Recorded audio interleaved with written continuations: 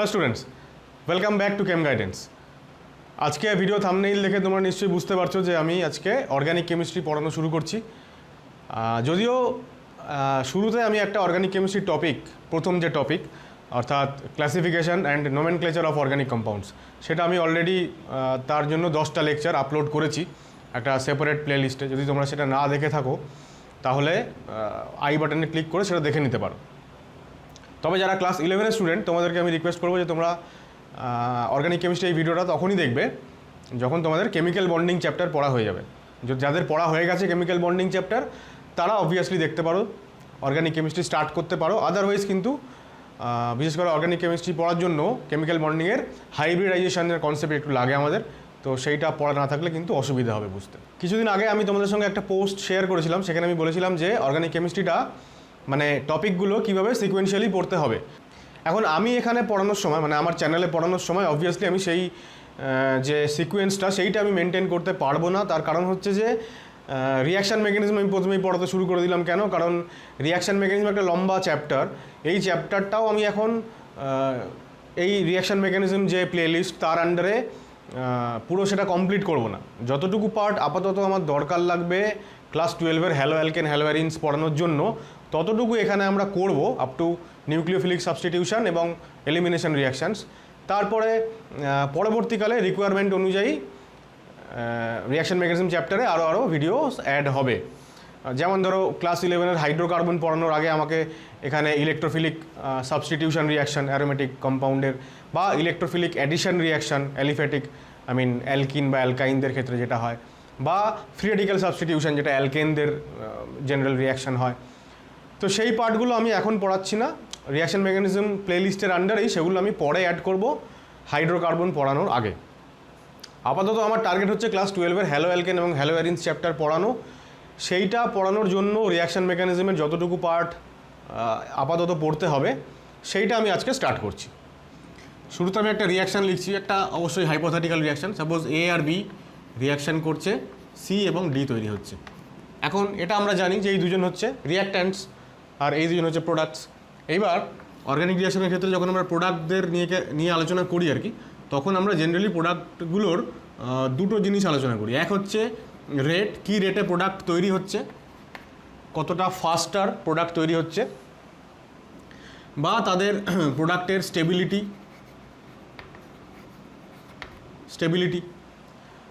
যে প্রোডাক্ট তৈরি হচ্ছে সেটা আদৌ কতটা স্টেবল। আর একটা জিনিস হচ্ছে, সেটা হচ্ছে প্রোডাক্ট কোনটা তৈরি হচ্ছে, হোয়াট ইজ অ্যাকচুয়ালি ফর্মড, প্রোডাক্টটা আসলে কি। 3-4টে যদি অপশান থাকে প্রোডাক্ট তৈরি হওয়ার, তাহলে তাদের মধ্যে কোনটা বা কোনগুলো বাস্তবে তৈরি হচ্ছে সেইটাকে আইডেন্টিফাই করতে হয়। এবার যেগুলো তৈরি হচ্ছে তাদের মধ্যেও আবার আমরা দেখতে পাই যে কিছু প্রোডাক্ট থাকে যারা বেশি পরিমাণে তৈরি হচ্ছে, যাদেরকে আমরা মেজর প্রোডাক্ট বলি, আর কিছু প্রোডাক্ট যারা খুবই কম পরিমাণে তৈরি হয় তাদেরকে আমরা বলি মাইনর প্রোডাক্ট। প্রোডাক্ট পার্টে এইগুলো নিয়ে আমাদের আলোচনা করতে হয়। রিয়াক্ট্যান্ট পার্টে আমরা জেনারেলি একটা রিয়াক্ট্যান্টকে বলি সাবস্ট্রেট, আর একটা রিয়াক্ট্যান্টকে আমরা বলি রিএজেন্ট। ঠিক আছে? সাবস্ট্রেট হচ্ছে মূল রিয়াক্ট্যান্ট, যেটা মানে যে পার্টিকুলার অর্গানিক কম্পাউন্ডটার রিয়াকশান আমরা পড়ছি। আমরা যদি চ্যাপ্টার ওয়াইজ বলি তাহলে সাবস্ট্রেট আমরা কী নিয়ে আলোচনা করি। প্রথম চ্যাপ্টারে আমরা আলোচনা করি হাইড্রোকার্বন, সেখানে আমাদের সাবস্ট্রেট হচ্ছে অ্যালকেন, অ্যালকিন বা অ্যালকাইন, এরা হচ্ছে সাবস্ট্রেট। ক্লাস 12-এর first chapter haloalkane haloarenes, সেখানে হ্যালো অ্যালকেন বা ধরো হ্যালো অ্যারিনস এরা হচ্ছে সাবস্ট্রেট। বা তারও পরের চ্যাপ্টারে অ্যালকোহল, বিভিন্ন ধরনের ফেনলস, তারপরে ধরো ইথার, এরা হচ্ছে substrate.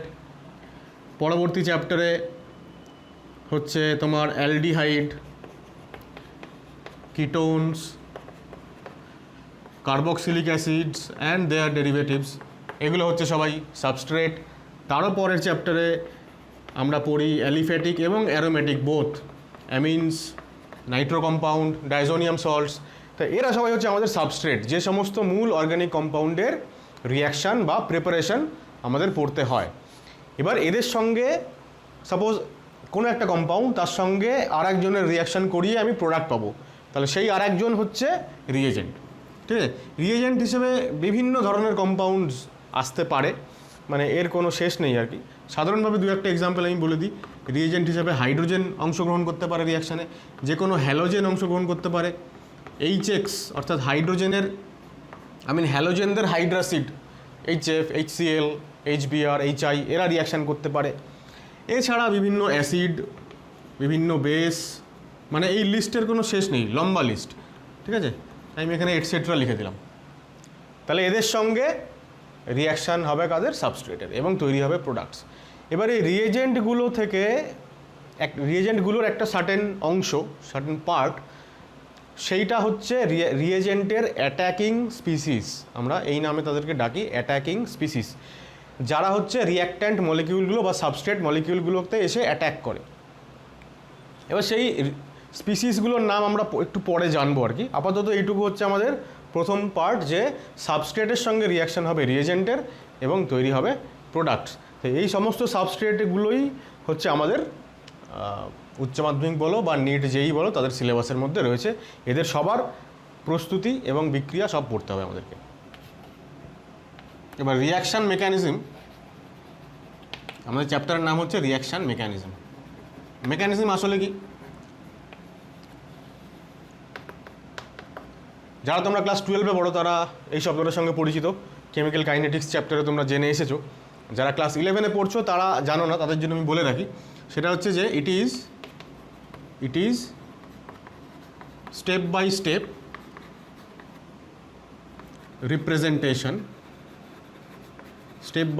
Representation of a chemical reaction.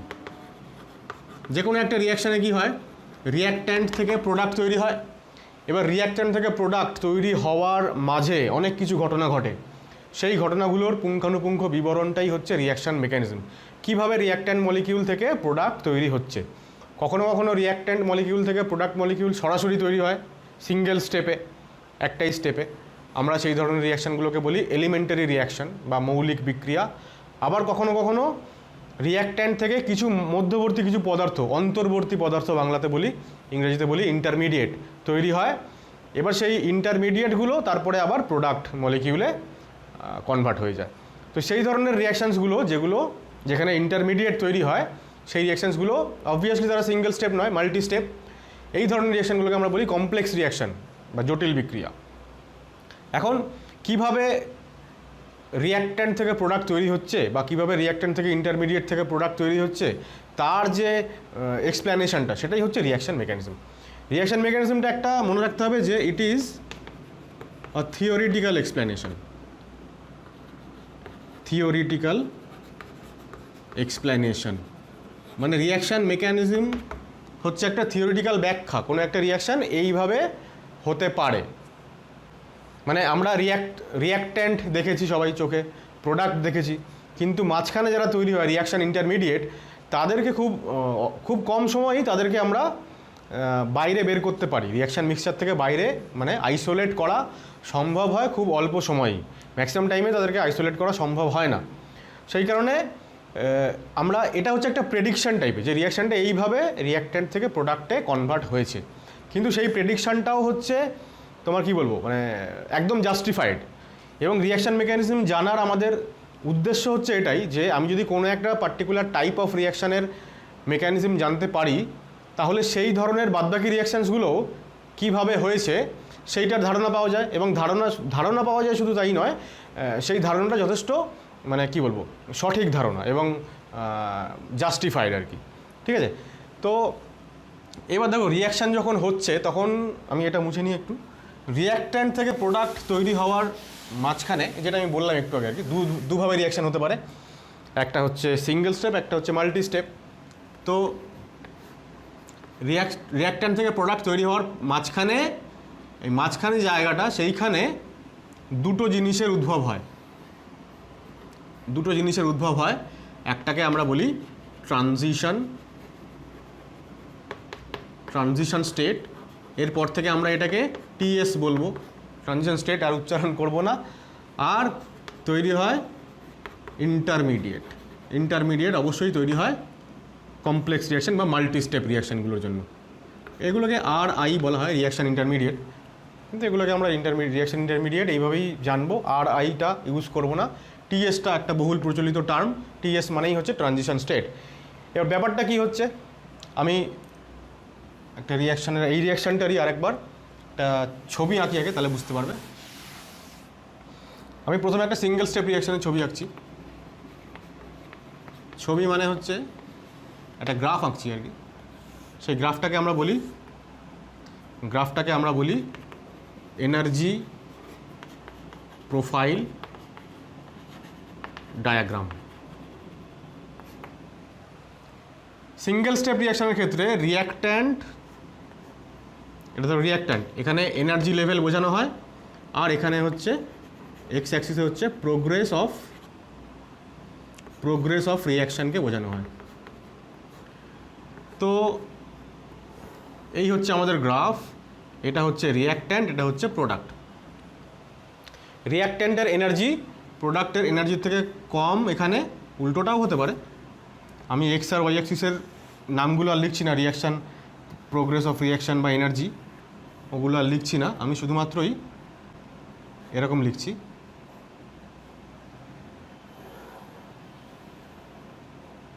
এই যদি লিখি আমি, সাপোজ এইটা প্রোডাক্ট, এটা আমাদের রিয়াক্ট্যান্ট, তাহলে এখানে প্রোডাক্টের এনার্জি কম, রিয়াক্ট্যান্টের এনার্জি বেশি। এই ধরনের রিয়াকশানগুলোকে আমরা বলি এন্ডোথার্মিক বা তাপগ্রাহী বিক্রিয়া।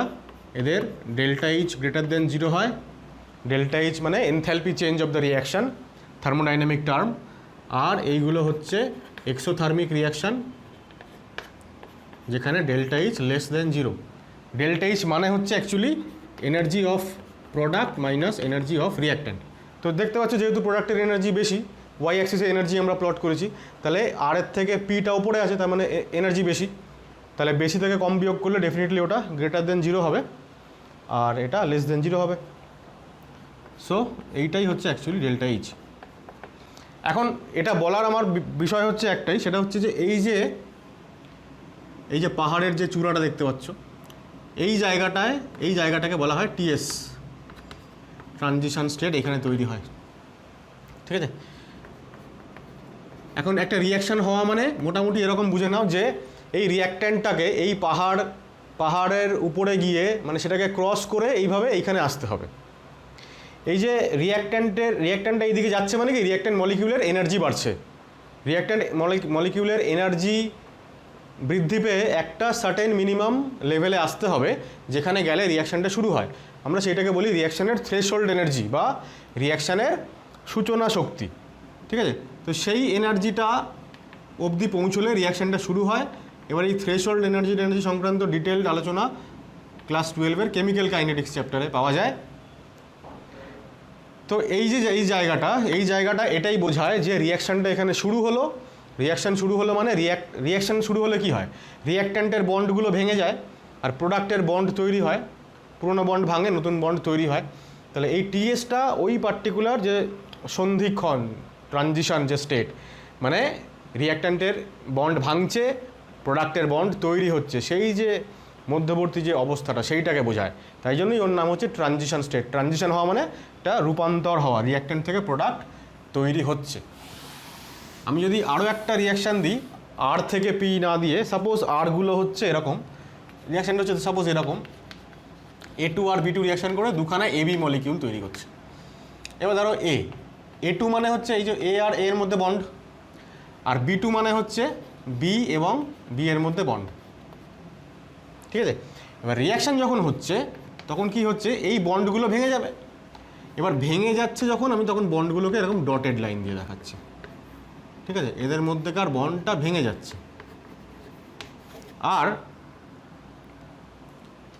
আর এদের মধ্যে একটা বন্ড তৈরি হয়ে যায়নি, তাই জন্য এটাও ভাঙা লাইন দিয়ে দেখাচ্ছি, ডটেড লাইন দিয়ে।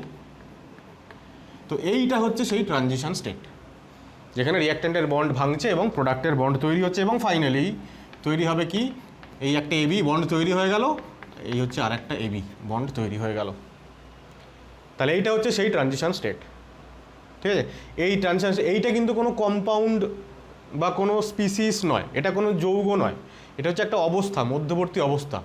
আসলে এর এর লাইফ টাইম এতটাই কম যে একটা মলিকিউল যদি হয় সেখানে বন্ডগুলো মানে অনবরত তারা ভাইব্রেট করে, আমরা জানি। সেই একটা ভাইব্রেশনে যত সময় লাগে সেই সময় বা তার থেকেও কম সময় এই জিনিসটার হচ্ছে লাইফ টাইম। সুতরাং এটা মানে কি বলবো, ক্ষণস্থায়ী বললেও বেশি বলা হবে আর কি, এতটাই কম এর সময়সীমা। তাই এটা কোনো কম্পাউন্ড বা কোনো স্পিসিস নয়, এটা একটা মধ্যবর্তী অবস্থা। তো এই হচ্ছে আমাদের সিঙ্গেল স্টেপ রিয়াকশানের এনার্জি প্রোফাইল ডায়াগ্রাম। যদি আমরা একটা মাল্টি স্টেপ রিয়াকশানের ক্ষেত্রে এই এনার্জি প্রোফাইল ডায়াগ্রাম আঁকি তাহলে দেখো ব্যাপারটা এরকম হবে। এবার হচ্ছে মাল্টি স্টেপ যদি আমি একটা রিয়াকশান বলি, যেটা অনেকগুলো স্টেপে হয়, সেম রিয়াকশান কিন্তু আমি ওই একই রিয়াকশান নিচ্ছি যেখানে A2 আর B2 রিয়াকশান করে দুখানা AB তৈরি করছে, ঠিক আছে। এবার এই একই রিয়াকশান যদি এরকমভাবে হয়, সাপোজ প্রথমে আমি বলছি স্টেপ 1, স্টেপ 1-এ হচ্ছে A2 মলিকিউলটা ভেঙে যাচ্ছে। A2 মলিকিউল যদি ভেঙে যায় তাহলে দুখানা A অ্যাটম তৈরি হবে। এবার সেইটার ক্ষেত্রে ট্রানজিশন স্টেট হচ্ছে এটা, এই যে বন্ড ভাঙছে মানে ডটেড লাইন দিয়ে দেখালাম, মাথায় একটা হ্যাশ দেওয়া হয়, এটাই ট্রানজিশন স্টেটের সিম্বল। তো দুখানা A তৈরি হলো। সেকেন্ড স্টেপে স্টেপ 2, সেখানে এই যে দুখানা A তৈরি হলো তার মধ্যে একটা A কি করছে, B2-র সঙ্গে রিয়াকশন করছে। যদি রিয়াকশন করে B2-র সঙ্গে তাহলে দেখো প্রোডাক্ট তৈরি হবে হচ্ছে AB আর B।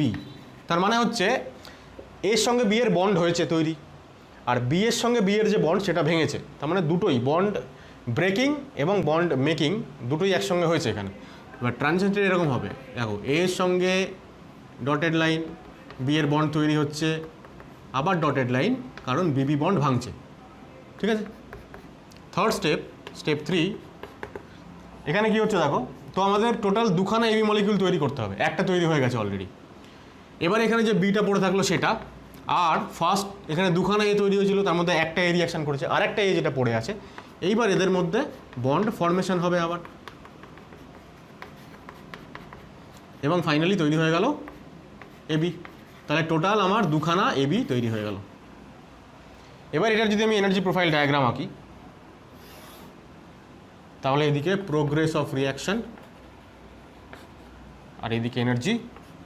এইবার রিয়াক্ট্যান্ট মানে হচ্ছে A+B, ঠিক আছে, A+B, আর প্রোডাক্ট হচ্ছে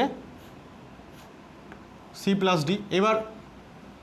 এবারে তোমরা এরকম বলতেই পারো যে C+Dটা আমি উপরে কেন লিখলাম, রিয়াকশানটা এন্ডোথার্মিক আমি কি করে জানলাম, আমি জানি না, ধরলাম যে এরকম হচ্ছে আর কি। তোমরা এটাকে চাইলে নিচেও লিখতে পারো। এখন একটা রিয়াকশান আসলেই এন্ডোথার্মিক বা এক্সোথার্মিক কোনটা হবে সেটা তো আমরা তো একটা হাইপোথেটিক্যাল রিয়াকশান লিখেছি। যদি কোনো রিয়েল আমরা রিয়াকশান লিখি তাহলে সেখানে আমরা তার ডেল্টা এইচ ভ্যালু ওভারঅল রিয়াকশানের কত সেটা আমরা জানতে পারবো। সেই হিসাবে আমরা রিয়াক্ট্যান্ট থেকে প্রোডাক্টকে ওপরে লিখবো নিচে লিখবো সেটা তখন ডিসাইডেড হবে। আপাতত এটুকু ধরে নিলাম। এবার প্রথমে হচ্ছে রিয়াকশান হলো, মানে রিয়াকশান শুরু হচ্ছে, ট্রানজিশন স্টেট গিয়ে এখানে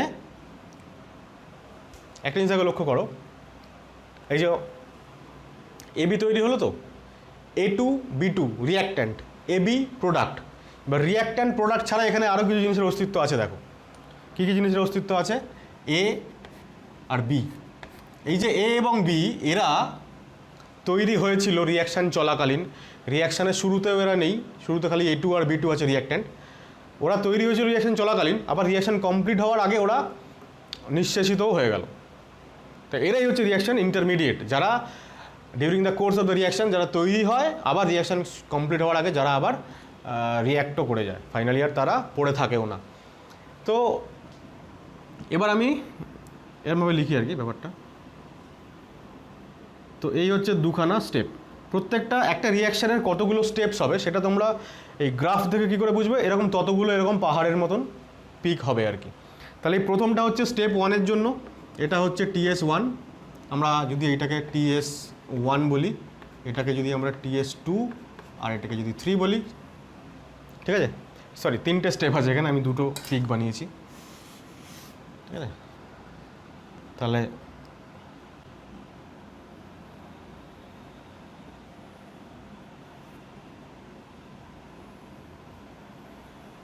এরকম ধরো হচ্ছে, এখানে ধরো C+D। তাহলে এই যে তিনখানা পিক এটাই রিপ্রেজেন্ট করে যে 3টে স্টেপ রিয়াকশানে। তাহলে এটা TS1, এটা TS2 আর এটা TS3।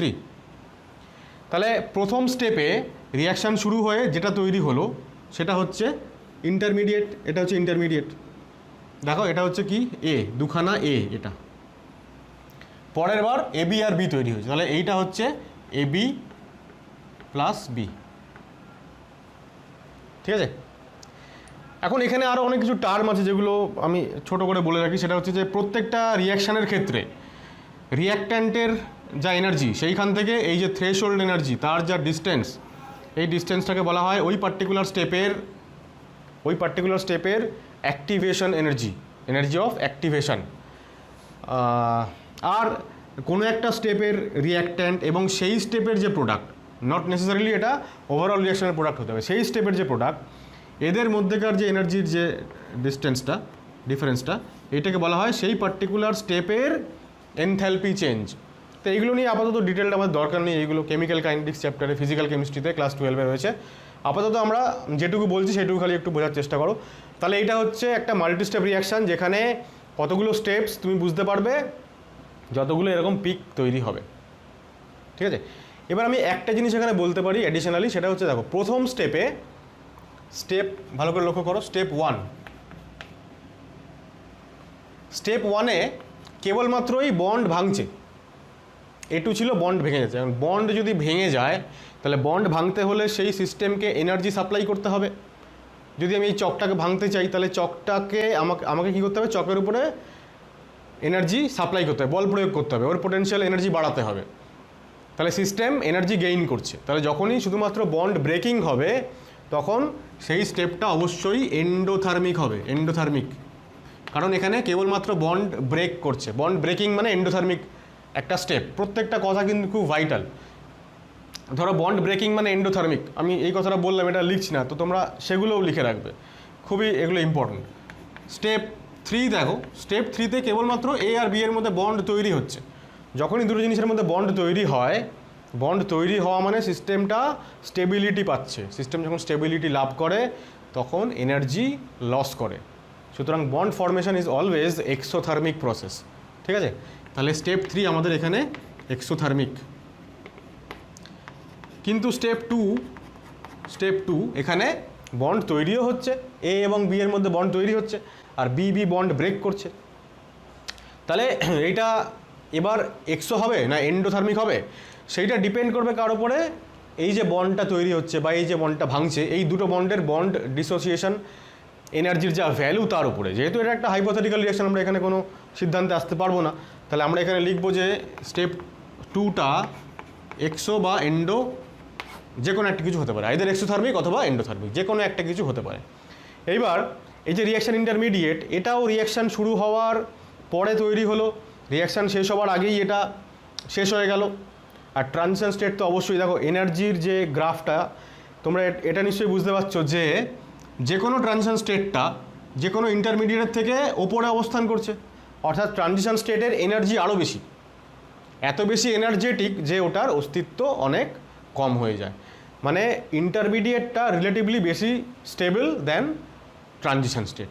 তাহলে ট্রানজিশন স্টেট আর ইন্টারমিডিয়েট এই দুটো সম্পর্কে দুই একটা লাইন একটু লিখে নিই। তাহলে 1 নম্বর হচ্ছে আমাদের এলিমেন্টারি রিয়াকশান।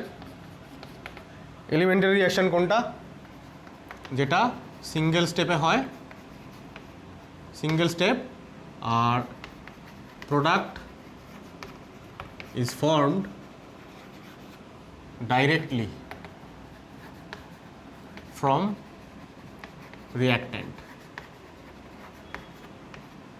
প্রোডাক্টস আর লিখে দিই, ঠিক আছে। 2 নম্বর হচ্ছে অবশ্যই কমপ্লেক্স রিয়াকশান। কমপ্লেক্স রিয়াকশান কোনগুলো, যেখানে product is formed from reactant via reaction intermediates, ঠিক আছে। এটা যদি 1 নম্বর পয়েন্ট হয়, 2 নম্বর পয়েন্ট হচ্ছে these are multi step reactions. এগুলো হচ্ছে multi step, more than 1 step লাগে রিয়াকশানটা কমপ্লিট হতে। থার্ড হচ্ছে যেটা বললাম যে ট্রানজিশন স্টেট, এটা কি, এটা হচ্ছে it is a collision state. এটা কোনো স্পিসিস নয়, not a species, cation, anion, molecule, atom এসব কিছু না, এটা একটা কলিশন স্টেট। আবারও কেমিক্যাল কাইনেটিক্স চ্যাপ্টারে তোমরা পড়বে যে কলিশন থিওরি বলে একটা বক্তব্য আছে সেখানে, যে রিঅ্যাক্ট্যান্ট মলিকিউলগুলোকে পরস্পরের সঙ্গে কলিশন বা সংঘর্ষে লিপ্ত হতে হয় যদি রিঅ্যাকশানটা হতে হয়।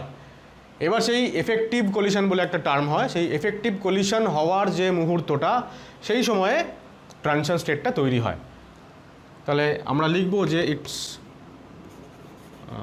Life time is about that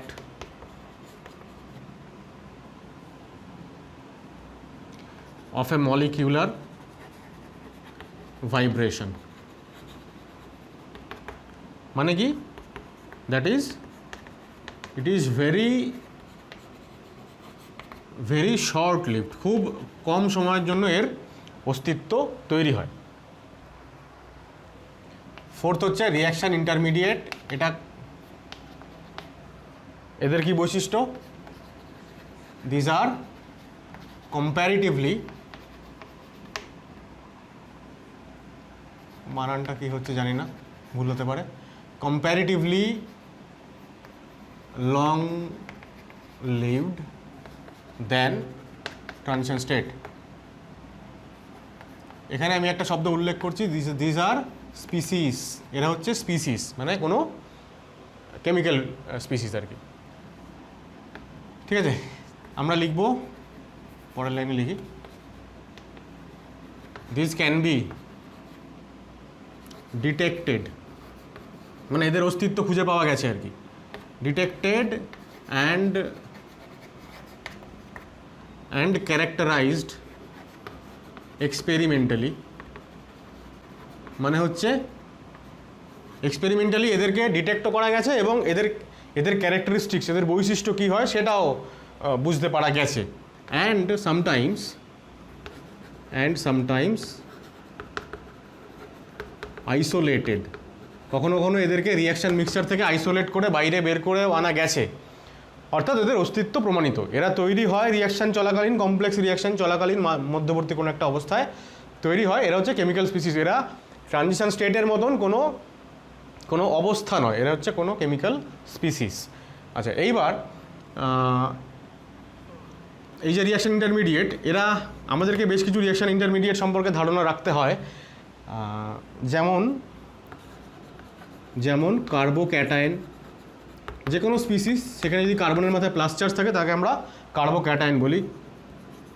carb অ্যানায়নে কার্বনের মাথায় নেগেটিভ চার্জ থাকে, অ্যানায়ন তৈরি করে কার্বন।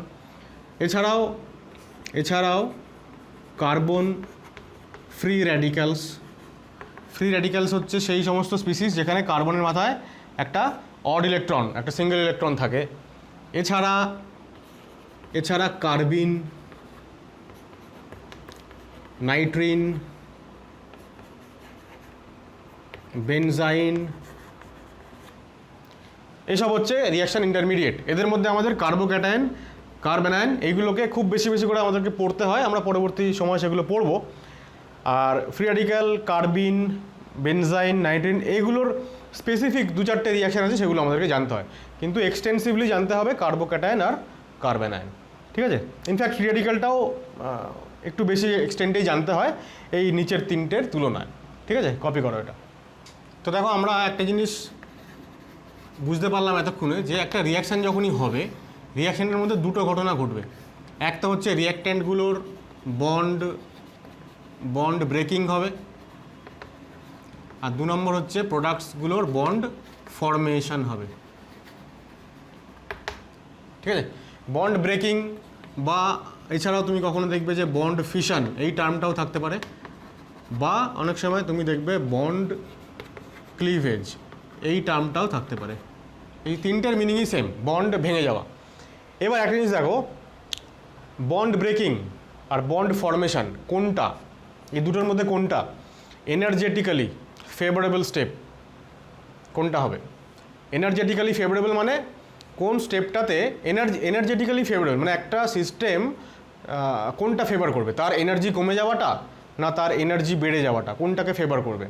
অবভিয়াসলি এনার্জি কমে যাওয়াটা, কারণ এনার্জি কমলে সিস্টেমের স্টেবিলিটি বাড়বে। এইবার আমরা একটু আগে দেখলাম যে এই স্টেপটা হয় এন্ডোথার্মিক আর এই বন্ড ফর্মেশন স্টেপটা হয় এক্সোথার্মিক। এক্সোথার্মিক মানে সিস্টেম এনার্জি রিলিজ করছে, সিস্টেমের এনার্জি কমে যাচ্ছে, আর এখানে সিস্টেমের এনার্জি বেড়ে যাচ্ছে। তাহলে এনার্জেটিক্যালি কোনটা favourable step? Bond formation. Bond formation যদি ফেভারেবল হয় তাহলে সেই স্টেপটা তাড়াতাড়ি হবে না স্লোলি হবে? কোনটা হবে? তাড়াতাড়ি হবে নিশ্চয়ই, কারণ যে স্টেপটা ঘটলে পরে সিস্টেম স্টেবিলিটি পাবে সেই স্টেপটা তো সিস্টেম তাড়াতাড়ি ঘটাতে চাইবে যাতে করে সে তাড়াতাড়ি স্টেবল হতে পারে। আমরা অন্য কথা এরকম বলতে পারি যে এই পার্টিকুলার স্টেপটা এইটা হবে স্লো স্টেপ আর এই পার্টিকুলার স্টেপটা হবে ফাস্ট স্টেপ।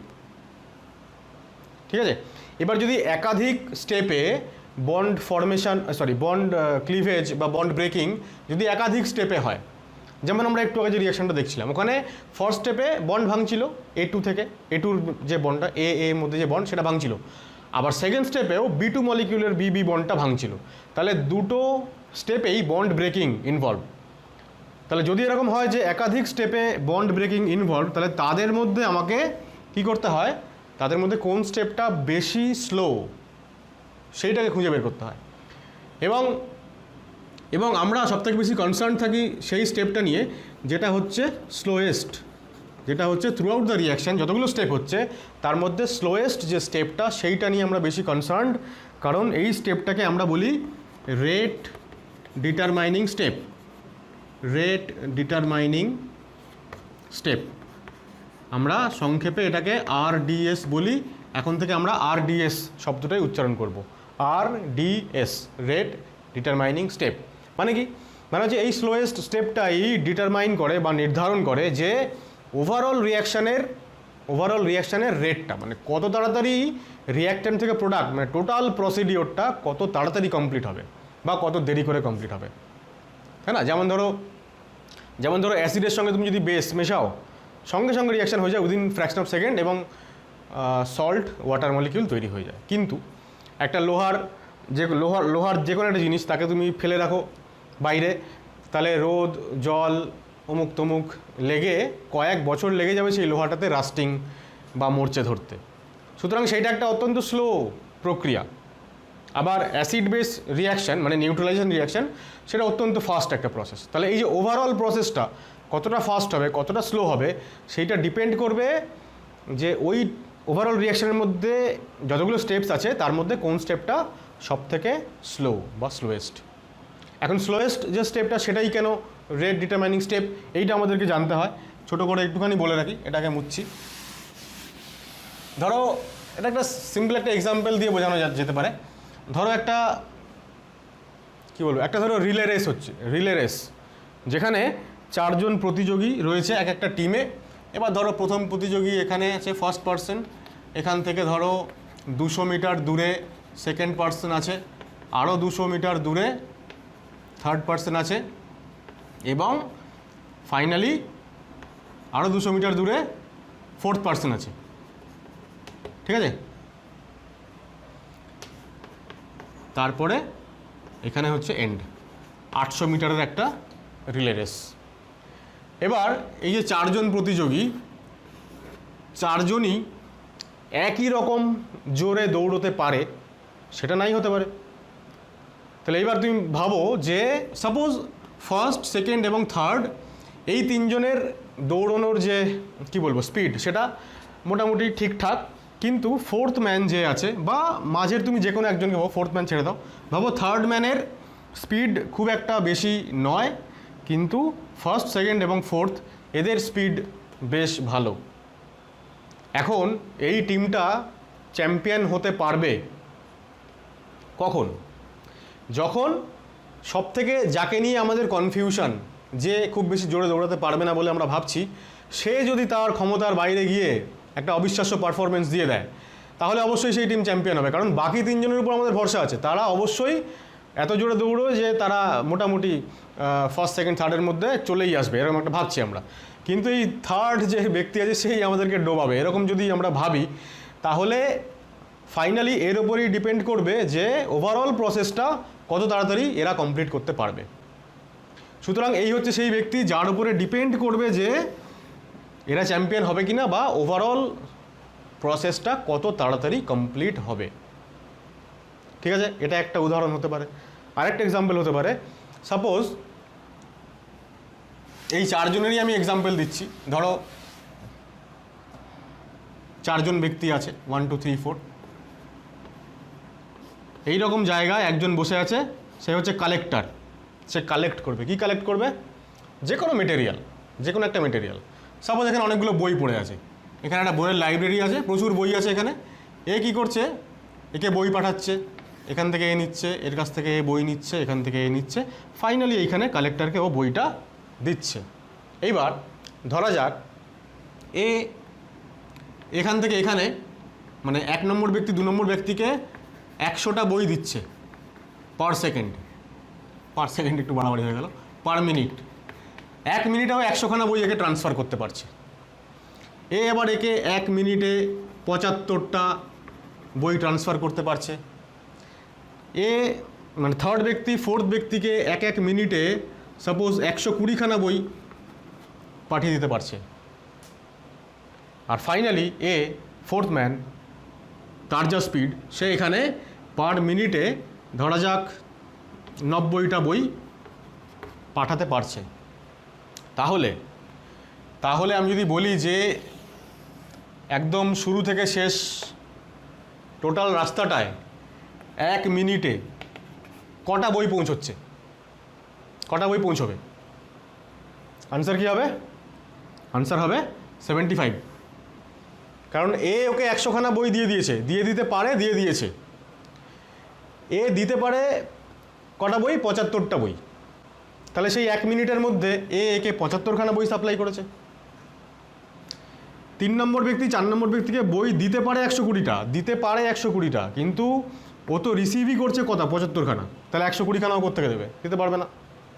একই রকমভাবে এইখানে এসে তাহলে আমাদের এই যার যা ক্যাপাসিটি, সেই ক্যাপাসিটি অনুযায়ী পারফর্ম করাটা বন্ধ হয়ে গেল। কারণ বাস্তবে দিতে পারবে কটা বই? 75টা। তাহলে 3 নম্বর ব্যক্তি অবভিয়াসলি একে কটা বই দেবে? 75খানা। ন্যাচারালি 4 নম্বর ব্যক্তিও 90টা বই দিতে পারে, কিন্তু হাতে পাচ্ছে কটা? 75টা। সুতরাং ফাইনালি কটা বই পৌঁছাতে পারবে এন্ড পয়েন্টে? 75খানা। তাহলে ফাইনালি শুরু থেকে শেষ পয়েন্ট পর্যন্ত কটা বই গেল সেটা ডিপেন্ড করছে কার উপরে? ডিপেন্ড করছে সব থেকে স্লো যে, তার উপরে। কেমিক্যাল রিয়াকশনের ক্ষেত্রেও তাই হয়। একটা কেমিক্যাল রিয়াকশন কত তাড়াতাড়ি হবে, কত দেরি করে হবে ওভারঅল প্রসেস, সেটা ডিপেন্ডই করবে সেই স্টেপের উপরে, যেটা হচ্ছে দ্য স্লোয়েস্ট স্টেপ। তাই জন্য সেই স্টেপটা হচ্ছে রেট ডিটারমাইনিং স্টেপ। এবং এইটা খুব গুরুত্বপূর্ণ আমাদের বিভিন্ন রিয়াকশানগুলোতে। আমাদেরকে কোনটা রেট ডিটারমাইনিং স্টেপ সেইগুলো আমাদেরকে জানতে হয়, আমরা সেগুলো জানবো পরবর্তীকালে। ঠিক আছে, নেক্সট আমরা যেটা জানবো সেটা হচ্ছে বন্ড ক্লিভেজ বা বন্ড ব্রেকিং বা বন্ড ফিশন। এইটা সম্পর্কে আমাদের একটু আগে থেকে জানতে হবে, কারণ বন্ড ব্রেকিং হবে তবে তো বন্ড ফরমেশন হবে। তাহলে বন্ড ব্রেকিং সম্পর্কে আমাদের একটা ছোট আইডিয়া প্রথমেই থাকতে হবে। বন্ড ব্রেকিং দু রকমভাবে হতে পারে। একটাকে আমরা বলি হোমোলাইটিক ক্লিভেজ বা হোমোলাইটিক ফিশন, আর একটা হচ্ছে হেটেরোলাইটিক ক্লিভেজ বা হেটেরোলাইটিক ফিশন। এটার বাংলা খুবই সোজা। হোমোলাইটিক মানে সম বিভাজন, অসম বিভাজন। কীরকম হয় দেখো, সাপোজ একটা বন্ড আছে এর সঙ্গে এর বন্ড,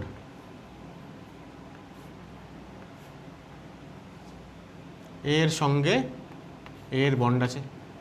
এবার এই কেমিক্যাল বন্ড মানে এখানে একটা ইলেকট্রন পেয়ার আছে, বন্ড পেয়ার আছে।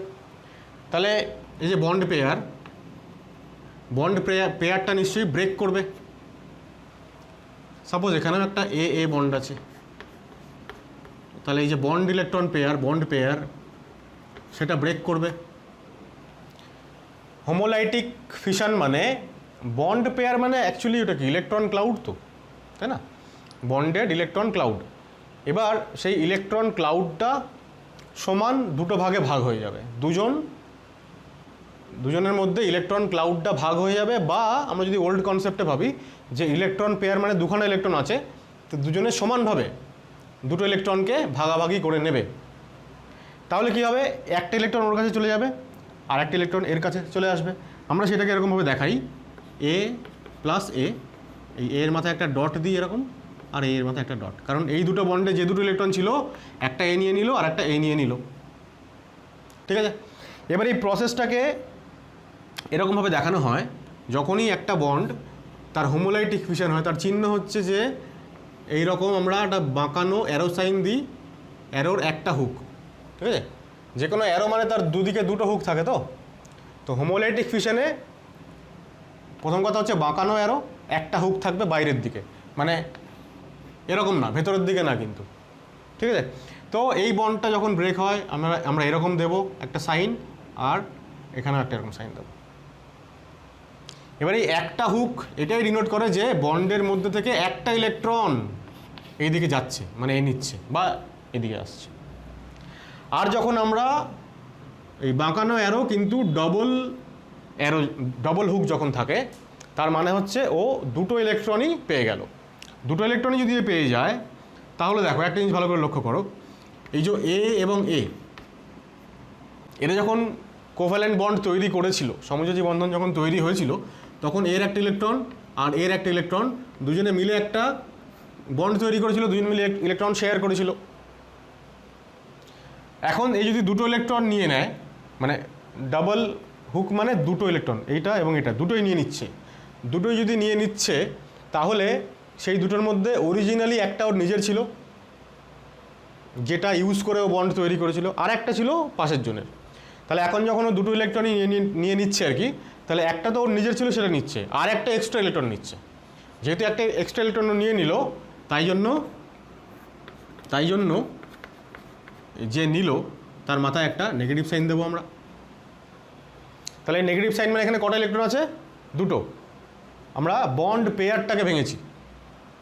তাহলে দুটো ইলেকট্রন যখন ও নিয়ে নিল, তখন নেগেটিভ চার্জ হয়ে গেল, আর যে ইলেকট্রন দিয়ে দিল তার মাথায় আমরা পজিটিভ চার্জ লিখি, তাই তো?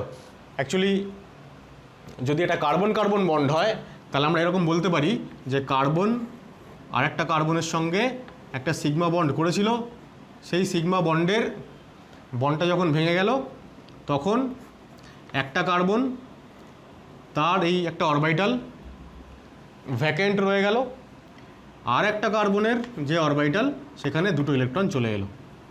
যখনই কোনো অ্যাটমের মাথায় নেগেটিভ চার্জ আসছে, তার মানেই তার একটা পি অরবিটালে, আমরা যেহেতু অর্গানিক কেমিস্ট্রি পড়ছি তাহলে কার্বন নিয়ে আমরা আলোচনা করছি, বা অন্য যে কোনো এলিমেন্টের ক্ষেত্রে অ্যাপ্লিকেবল, নেগেটিভ চার্জ আসছে মানেই একটা পি অরবিটাল উইথ 2 ইলেকট্রনস সেইটা রয়েছে। আর কার্বন মাথায় প্লাস চার্জ আছে মানে হচ্ছে তার একটা অরবিটাল ভ্যাকেন্ট হয়ে গেছে। প্লাস চার্জ মানে কি বলবো, অ্যাবসেন্স অফ ইলেকট্রন। ঠিক আছে, ইলেকট্রন নেই, সেইটা হচ্ছে পজিটিভ চার্জকে ডিনোট করে, ভ্যাকেন্ট অরবিটালকে ডিনোট করে। তাহলে হোমোলাইটিকে কি হচ্ছে, একটা করে ইলেকট্রন নিচ্ছে যখন, তখন এই যারা তৈরি হলো আর কি এখানে, এদেরকেই আমরা বলছি, একটু আগে বললাম কি বলা হয় এদেরকে, ফ্রি র্যাডিক্যাল, যাদের মাথায় একটা অড ইলেকট্রন বা সিঙ্গেল ইলেকট্রন থাকে। আর আমরা জানি যে এক্ষেত্রে এটা হচ্ছে ক্যাটায়ন এবং এটা হচ্ছে অ্যানায়ন। তাহলে একটা বন্ড যখন ব্রেক করছে, তখন সেখান থেকে আয়ন তৈরি হবে নাকি সেখান থেকে র্যাডিক্যাল তৈরি হবে? র্যাডিক্যালগুলো কিন্তু আয়ন মানে আয়নিক, অবশ্যই ইলেকট্রনের ঘাটতি বা ইলেকট্রনের ওখানে আধিক্য রয়েছে, কিন্তু এইটা মানে ফ্রি র্যাডিক্যালগুলো এরা কিন্তু নিউট্রাল হয়।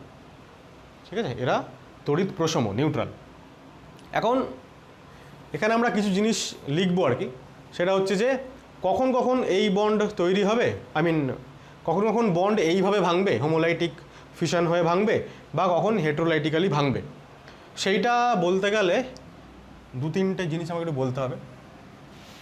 এখানটা মুছে দিচ্ছি একটু। তোমরা নিশ্চয়ই দেখেছো যে অনেক সময় ফোটন দিয়ে রিঅ্যাকশানকে ইনিশিয়েট করা হয়। যেমন ধরো অ্যালকেনের হ্যালোজেনেশন হতে পারে, বা সূর্যালোকের উপস্থিতিতে ইন প্রেজেন্স অফ সানলাইট, যে কোনো রিয়াকশান, সেখানে কী হয়, সানলাইট থেকে ফোটন আসে। যখনই কোনো রিয়াকশানে ফোটন ইউজ করা হচ্ছে মানেই ফোটন ইউজ করে যে বন্ড ভাঙা হচ্ছে তার মানে হচ্ছে সেই বন্ডের যতটা বন্ড এনার্জি ততটা এনার্জি সাপ্লাই করা হচ্ছে। এবার বন্ড এনার্জির তোমরা যদি ডেফিনিশন জানো তাহলে বন্ড এনার্জি বা বন্ড ডিসোসিয়েশন এনার্জির ডেফিনিশন এটাই বলে যে একটা গ্যাসিয়াস অবস্থায় কোনো একটা পার্টিকুলার টাইপ অফ বন্ড সেটা ভেঙে অ্যাটম বা র্যাডিক্যাল তৈরি করতে যতটা এনার্জি লাগে সেটাই হচ্ছে বন্ড ডিসোসিয়েশন এনার্জি। সুতরাং যখনই কোনো বন্ড তার বন্ড এনার্জির equal amount of energy gain করে তখন বন্ডটা ব্রেক হয়ে সবসময় সেটা অ্যাটমস বা র্যাডিক্যালস তৈরি করে। সুতরাং সেটা সবসময় হোমোলাইটিক ফিশন ঘটাবে এবং ফ্রি র্যাডিক্যালস তৈরি করবে। আর আয়নে ভাঙতে গেলে তার থেকে অনেক কম এনার্জি সাপ্লাই করলেই হয়ে যায়। ঠিক আছে, তাহলে আমরা আইদার হিট সাপ্লাই করতে পারি বন্ড ভাঙার জন্য, এনার্জি দিতে হবে, তো এনার্জি যদি আমরা হিট ফর্মে দিই তাহলে সেই ধরনের রিয়াকশানকে বলা হয়, লিখছি, থার্মোলাইসিস বা থার্মোলিসিস। মানে টেম্পারেচার দিয়ে এই যে LYSIS, লিসিস মানে হচ্ছে ব্রেক করা, বন্ড ব্রেক করা, তাই না? তো তাপ দিয়ে কোনো বন্ড যদি ব্রেক করা হয় তাহলে সেটাকে আমরা থার্মোলাইসিস বলি। এটা দুভাবে হয়। এটা দেখো, এক্ষুনি আমি কি বললাম, যখনই আমি বন্ড এনার্জির সমান এনার্জি সাপ্লাই করছি, ফোটন আসছে মানে বন্ড এনার্জির সমান এনার্জি আসছে, মানে হিউজ অ্যামাউন্ট অফ এনার্জি, তাহলে সেইটা যখন আসছে তখন হোমোলাইটিক ফিশন হচ্ছে। আর কম অ্যামাউন্টের এনার্জি যখন কোনো বন্ড পাচ্ছে তখন তার হেটেরোলাইটিক ফিশন হচ্ছে। তাহলে থার্মোলিসিস বা হিট এনার্জি সাপ্লাই করে যখন বন্ড ব্রেক করা হচ্ছে সেক্ষেত্রেও একটা হতে পারে যে সেই বন্ডটা ব্রেক করা হচ্ছে হাই টেম্পারেচারে, আর একটা হচ্ছে লো টেম্পারেচারে। এখন বন্ড এনার্জির ইকুয়াল অ্যামাউন্ট অফ এনার্জি আমি তো হিট এনার্জির মাধ্যমেও দিতে পারি। তাহলে হিট এনার্জিটাও যখন বন্ড এনার্জির ইকুয়াল হচ্ছে তখনও হোমোলাইটিক ফিশনই হবে। তাহলে একটা হচ্ছে এটা যখন আমি থার্মোলিসিস করে যখন আমি ফ্রি র্যাডিক্যাল বানাতে চাইছি, হোমোলাইটিক ফিশন করাতে চাইছি, তখন আমাকে হাই টেম্পারেচারে রিয়াকশান করাতে হবে। আর এখানে যখন আমি থার্মোলাইসিস করে রিয়াকশান করাতে চাইছি তখন লো টেম্পারেচার হলেও হবে হেটেরোলাইটিক ফিশন এবং আয়েন্স তৈরি হবে, 1 নম্বর। 2 নম্বর হচ্ছে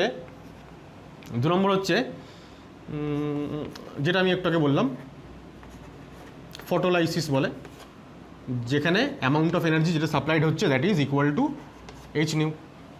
ঠিক আছে, যখনই কোনো রিয়াকশানে তুমি দেখবে যে একটা রিয়াক্ট্যান্ট অ্যারো দিয়ে তার মাথায় H/nu লেখা আছে, H/nu লেখা আছে মানেই ওখান থেকে ফ্রি র্যাডিক্যাল তৈরি হবে অলওয়েজ। আর আরেকটা মোড অফ এনার্জি সাপ্লাই করা যায় সেটা হচ্ছে ইলেকট্রিক্যাল এনার্জিও সাপ্লাই করা যায়, করে বন্ড ব্রেক করা যায়। ইলেকট্রোলাইসিসে আমরা যেরকম পড়ি, তো সেইটা করলে অবশ্যই আয়ন তৈরি। আমরা ইলেকট্রোলাইসিস পড়েছি অলরেডি ছোটোবেলায়। ইলেকট্রোলাইসিসে কী হয় বা তড়িৎ বিশ্লেষণে কী হয়, আমরা ইলেকট্রিক্যাল এনার্জি সাপ্লাই করি, তাই তো? ইলেকট্রিক্যাল এনার্জি কনভার্ট হয়ে যায় কেমিক্যাল এনার্জিতে, সেখানে ক্যাটায়ন তৈরি হয়, ক্যাটায়ন ক্যাথোডে যায়, অ্যানায়ন অ্যানোডে যায়, এসব জানি আমরা। সুতরাং ক্যাটায়ন বা অ্যানায়ন বানাতে গেলে আমাকে ইলেকট্রোলাইসিসটাও হচ্ছে আরেকটা মোড অফ এনার্জি সাপ্লাই। ঠিক আছে, তাহলে এই হয়ে গেল কীভাবে এরা তৈরি হচ্ছে। আরও কিছু ফ্যাক্টর কাজ করে, যেমন ধরো থার্ড হচ্ছে কীভাবে রিয়াকশানটা করানো হচ্ছে, মানে কোন সলভেন্টের মধ্যে রিয়াকশান করা হচ্ছে। সলভেন্ট একটা গুরুত্বপূর্ণ রোল প্লে করে। ঠিক আছে, তো নন পোলার সলভেন্ট অর্থাৎ অধ্রুবীয় যারা সলভেন্ট, যেমন ধরো বেনজিন, যেমন ধরো CCl4, এরা জেনারেলি ফ্রি র্যাডিক্যাল তৈরি হওয়াটাকে ফেভার করে। তাই জন্য যখনই আমরা কোনো হোমোলাইটিক ফিশন ঘটবে, এইরকম কোনো রিয়াকশন যখন করাই, তখন আমরা নন পোলার সলভেন্ট ইউজ করি। আর পোলার সলভেন্ট যদি হয়,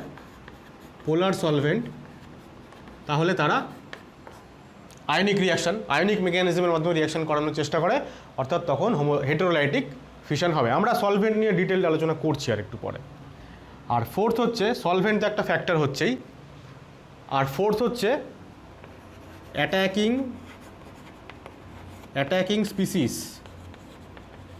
ঠিক আছে, অ্যাটাকিং স্পিসিস তার নেচারটা কীরকম হবে তার উপরে ডিপেন্ড করে। অ্যাটাকিং স্পিসিস মানে হচ্ছে এই যে আমরা একটু আগে বলছিলাম যে রিয়াকশান ইন্টারমিডিয়েট কারা কারা। রিয়াকশান ইন্টারমিডিয়েটের মধ্যে আমরা একটা উদাহরণ বললাম, সেটা হচ্ছে ফ্রি র্যাডিক্যাল। সেই যে ফ্রি র্যাডিক্যাল এখানে তৈরি হচ্ছে, এখানেও আমরা মানে হোমোলাইসিসের মাধ্যমে বা হোমোলাইটিক ফিশনের মাধ্যমেও ফ্রি র্যাডিক্যাল তৈরি হয়। এবার এই ফ্রি র্যাডিক্যালটা যদি ফার্দার কোনো স্টেপে রিয়াকশান করে, তাহলে এর কাজই হচ্ছে আরেকটা ফ্রি র্যাডিক্যাল তৈরি করা।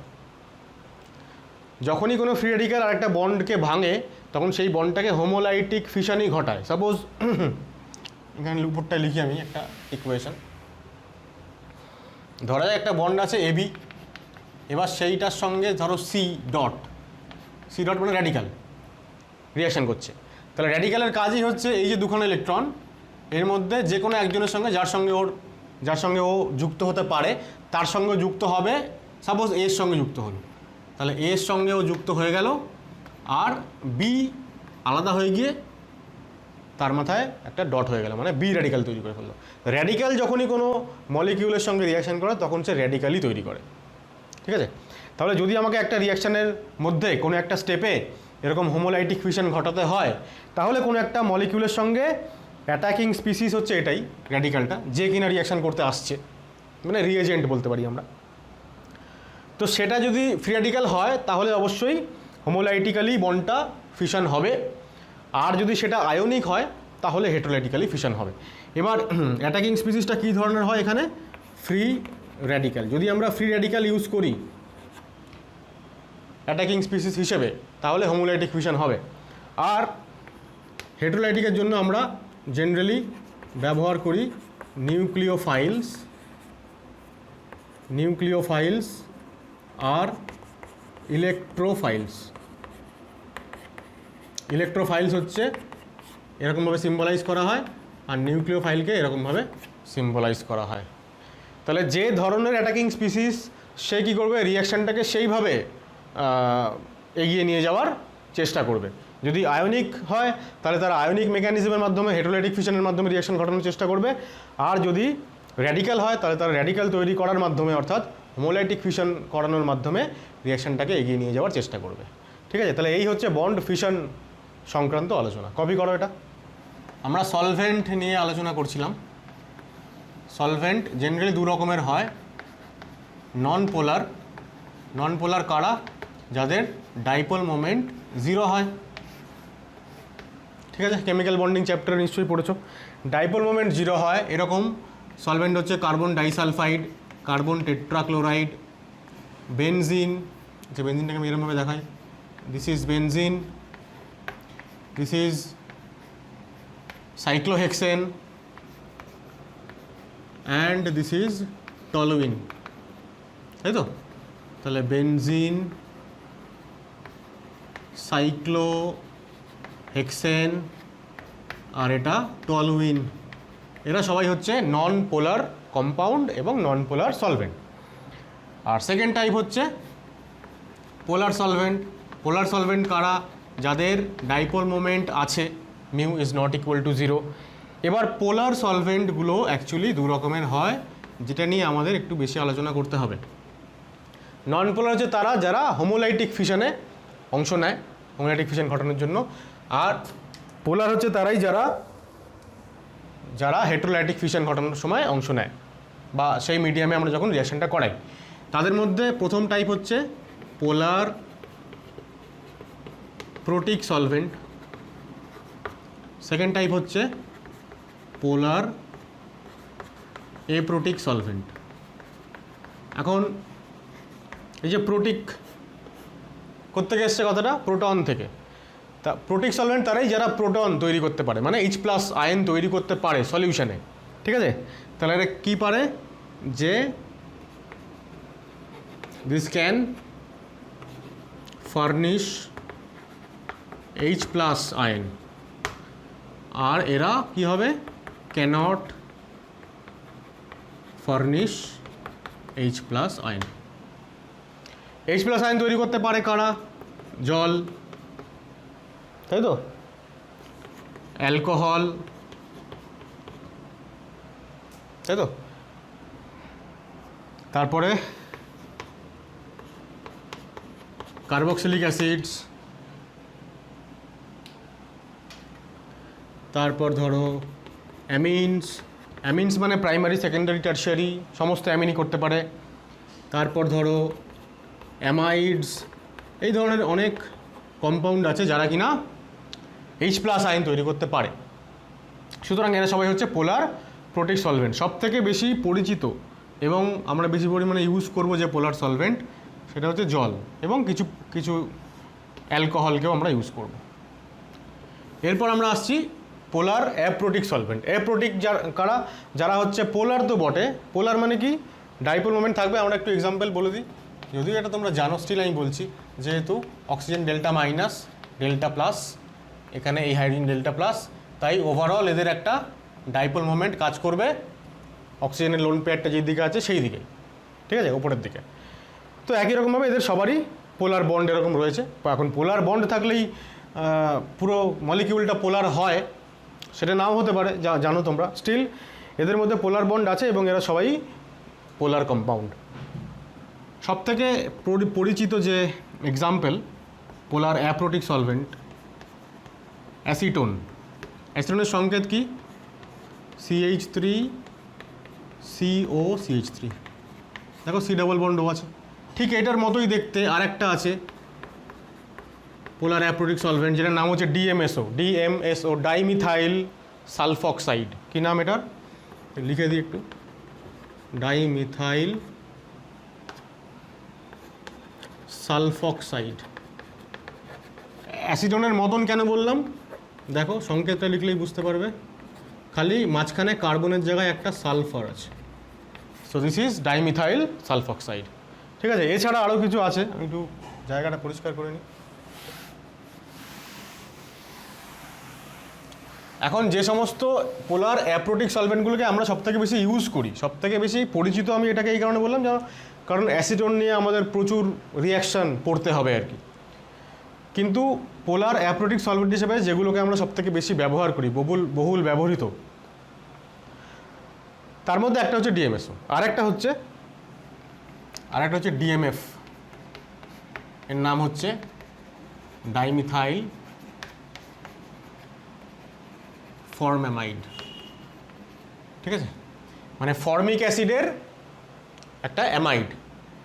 এবার ফর্মিক অ্যাসিডের সংকেত হয় HCOOH হয়।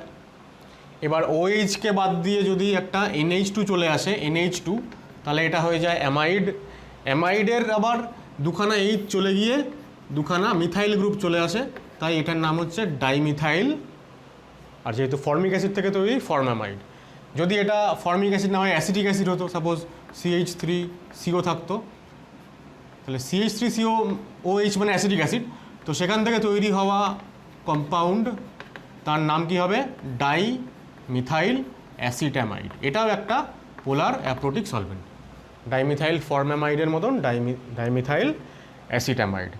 এছাড়া আরও কিছু পোলার অ্যাপ্রোটিক সলভেন্ট আছে, যেমন ধরো পিরিডিন, ঠিক আছে। পিরিডিনও কিন্তু একটা পোলার অ্যাপ্রোটিক সলভেন্ট। পোলার অ্যাপ্রোটিক কেন? কারণ এরা প্রোটন তৈরি করতে পারে না, তাই জন্য। THF বলে একটা সলভেন্ট হয়, সেটার নাম হচ্ছে টেট্রা হাইড্রোফিউরান। তোমরা যারা অ্যারোমেটিসিটি পড়েছো, তোমরা সেখানে ফিউরান বলে কোনো একটা কম্পাউন্ড পড়বে, অ্যারোমেটিক কম্পাউন্ড। ফিউরানের স্ট্রাকচারটা এরকম হয় যে এখানে দুখানা ডাবল বন্ড থাকে। এবার এই দুটো ডাবল বন্ড যদি না থাকে, অর্থাৎ ডাবল বন্ড কখন সিঙ্গেল বন্ড হয় বিভিন্ন রিয়াকশানের মাধ্যমে হতে পারে, তার মধ্যে একটা হচ্ছে হাইড্রোজেনেশন। তো এই ডাবল বন্ডগুলো যখন হাইড্রোজেনেশন হয়, আমি একটু অ্যাকচুয়ালি এরকমভাবে লিখি, এইভাবে দেখানো একটু বেটার হবে আর কি। তো ডাবল বন্ডগুলো আর লিখলাম না, ডাবল বন্ডগুলো তাদের হাইড্রোজেনেশন হয়ে গেছে এবং সেখানে এখানে আর এখানে চারটে হাইড্রোজেন চলে এসেছে, তাই এটার নাম টেট্রা হাইড্রোফিউরান, ঠিক আছে। এছাড়া কিছু কম্পাউন্ড হয়, সেগুলোকে আমরা বলি ক্রাউন ইথার্স, সাইক্লিক কিছু ইথার। এই সাইক্লিক ইথারগুলো অনেক সময় সলভেন্ট হিসাবে মানে পোলার অ্যাপ্রোটিক সলভেন্ট হিসেবে ইউজ করা হয়। তাদের মধ্যে দু একটা এরকম লিখতে পারো, সবথেকে বেশি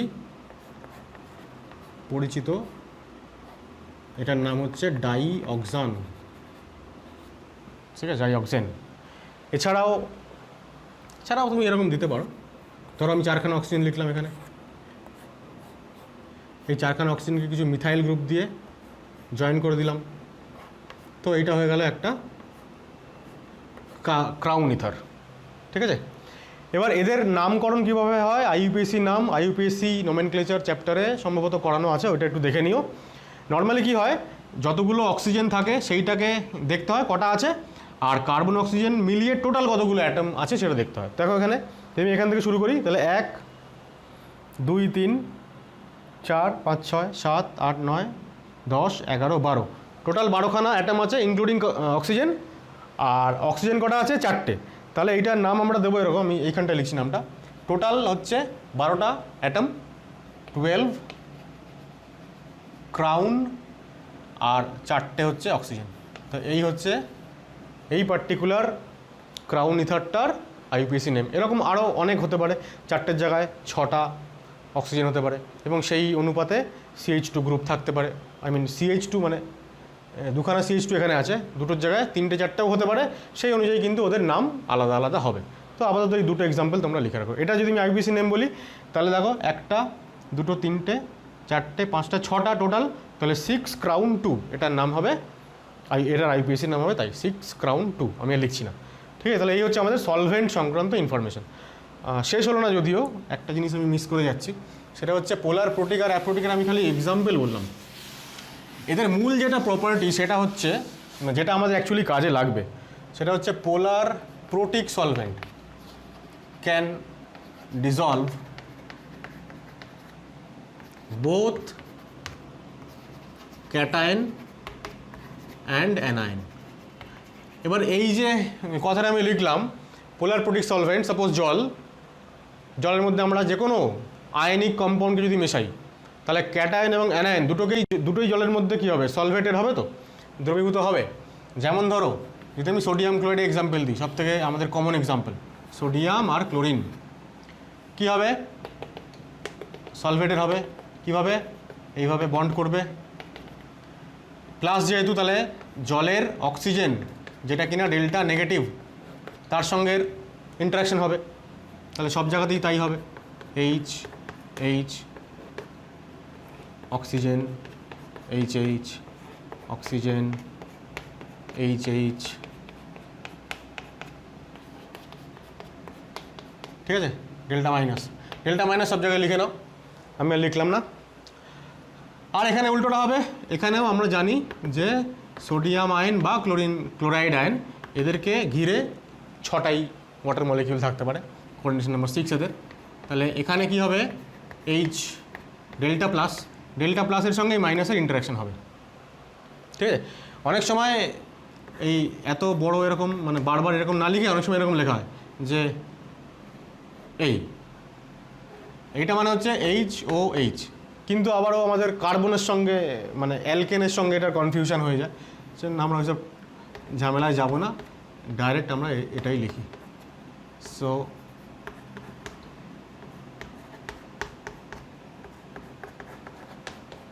লিখে দিলাম 6টা।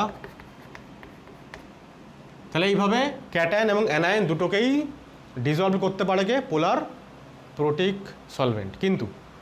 কিন্তু আমরা যদি পোলার অ্যাপ্রোটিক সলভেন্টের কথা ভাবি, তাহলে এরা কি লিখছি, ক্যান সলভেট অনলি, বা ক্যান ডিজলভ, সলভেটের জায়গায় ডিজলভও লিখতে পারো, অনলি ক্যাটায়ন্স, ঠিক আছে। it cannot dissolve anions। এবার পোলার প্রোটিক সলভেন্ট বা অ্যাপ্রোটিক সলভেন্ট ক্যাটায়নকে ডিজলভ করতে পারে, অ্যানায়নকে পারে না, এই সমস্ত জেনে আমার কী লাভ।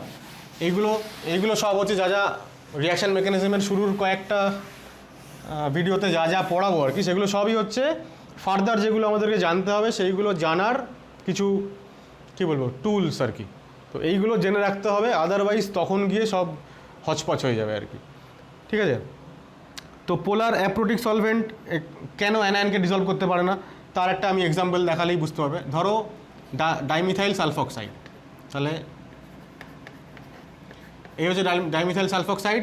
এবার এইখানে সালফার হচ্ছে আমার ডেল্টা পজিটিভ আর অক্সিজেন ডেল্টা নেগেটিভ। জলে যেমন oxygen delta negative, hydrogen delta positive. তাহলে এই যদি কী লিখলাম আমরা এখানে, ক্যাটায়নকে ও সলভেট করতে পারে। তাহলে এই যে দেখো অক্সিজেন ডেল্টা মাইনাস, এটার সঙ্গে ক্যাটায়নের ইন্টারাকশন হবে। তো যদি ক্যাটায়ন আমার Na+ হয় আবারও, সরি, এবার কি হচ্ছে দেখো, আবারও আমি, তাহলে এই যে অক্সিজেনগুলো দিয়ে বন্ড হবে তো সালফক্সাইডের, তাহলে এই ডাবল বন্ড সালফার, এই দুখানা methyl, double bond sulphur methyl, double bond sulphur methyl, দেখো দিয়ে দিলাম চারিদিকে।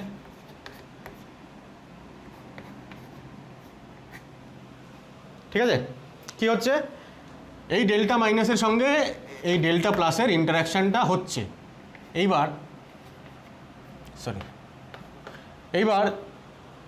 অ্যানায়নকে কেন সলভেট করতে পারবে না? অ্যানায়নকে যদি সলভেট করতে হয় একে, তাহলে এই যে সালফার ডেল্টা প্লাস, ওর সঙ্গে অ্যানায়নের ইন্টারাকশান হতে হবে।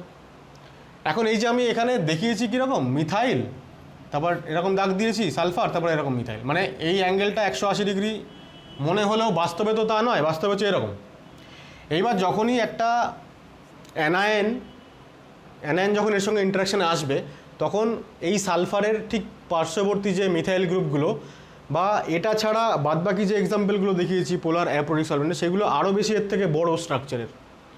সুতরাং কী হয়, এই মিথাইল গ্রুপসগুলো বা অন্যান্য ক্ষেত্রে ডেল্টা পজিটিভ এন্ডের পাশে যে গ্রুপসগুলো থাকে তাদের সঙ্গে ওই অ্যানায়নের একটা স্টেরিক হিন্ড্রেন্স হয়। স্টেরিক হিন্ড্রেন্স মানে জায়গার একটা অভাব ঘটে আর কি, মানে সেই স্পেসটা ওই রকম অতটা জায়গা থাকে না, যতটা জায়গা থাকলে এরা পরস্পরের কাছাকাছি এসে ইন্টারাকশনটা করতে পারে। তাহলে সেই স্টেরিক হিন্ড্রেন্সের কারণে তুমি ভাবো যদি এটা Cl- হয়, তাহলে এই সাইডটা দিয়ে অ্যাটাক করতে হবে, সাপোজ এটা Cl-, তাহলে এই সালফার দিয়ে অ্যাটাক করতে হবে। সালফার হচ্ছে ডেল্টা প্লাস, তাহলে সালফারকে তো এর দিকে অ্যাপ্রোচ করতে হবে। যতক্ষণে সালফার এর কাছাকাছি যাবে, মানে যতটা কাছাকাছি গেলে ইন্টারাকশানটা চালু হবে, ততক্ষণে সালফারের সঙ্গে থাকা যে গ্রুপগুলো তারা অলরেডি তারা অলরেডি আরও দূরে ঠেলে পাঠিয়ে দিচ্ছে, মানে জায়গাটা এখানে অপ্রতুল আর কি, জায়গা কম। সেই কারণে সালফার এই অবধি পৌঁছতেই পারছে না, তার আগেই কী হচ্ছে, পুরো সিস্টেমটাই ব্রেকআপ হয়ে যাচ্ছে। সেই কারণে এরা অ্যানায়নকে ডিসলভ করতে পারে না। তাহলে আমরা এখানে একটা জিনিস লিখে রাখবো যে ডিউ টু স্টেরিক হিন্ড্রেন্স। ঠিক আছে, আমাদের electrophilic substitution, nucleophilic substitution reaction পড়ার সময় এই ব্যাপারগুলো আমাদের খুব কাজে লাগবে। আর একটা ইনফরমেশন দিয়ে রাখি অ্যাডিশনালি, সেটা হচ্ছে পোলার প্রোটিক সলভেন্ট সবসময় SN1, E1 এই ধরনের রিঅ্যাকশানকে ফেভার করে, আর পোলার অ্যাপ্রোটিক সলভেন্ট এ সবসময় SN2, E2 এই ধরনের রিঅ্যাকশানকে ফেভার করে। ঠিক আছে, এগুলো খুব ইম্পর্টেন্ট কিছু ছোট ছোট রুলস, যেগুলো আমাদেরকে জেনে রাখতে হবে। কপি করে নাও। তাহলে রিঅ্যাকশান মেকানিজমের প্রথম ভিডিও আজকে এখানেই শেষ করলাম। দেখা হচ্ছে পরের ভিডিওতে। তবে যাওয়ার আগে একবার রিকোয়েস্ট করবো তোমাদের, যারা তোমরা এখনও পর্যন্ত আমার চ্যানেলটাকে সাবস্ক্রাইব করোনি, তোমরা প্লিজ চ্যানেলটা সাবস্ক্রাইব করো, বন্ধুদের সাথে শেয়ার করো, আর ভিডিওগুলো দেখতে থাকো এবং খুব মন দিয়ে পড়াশোনা করো। টাটা।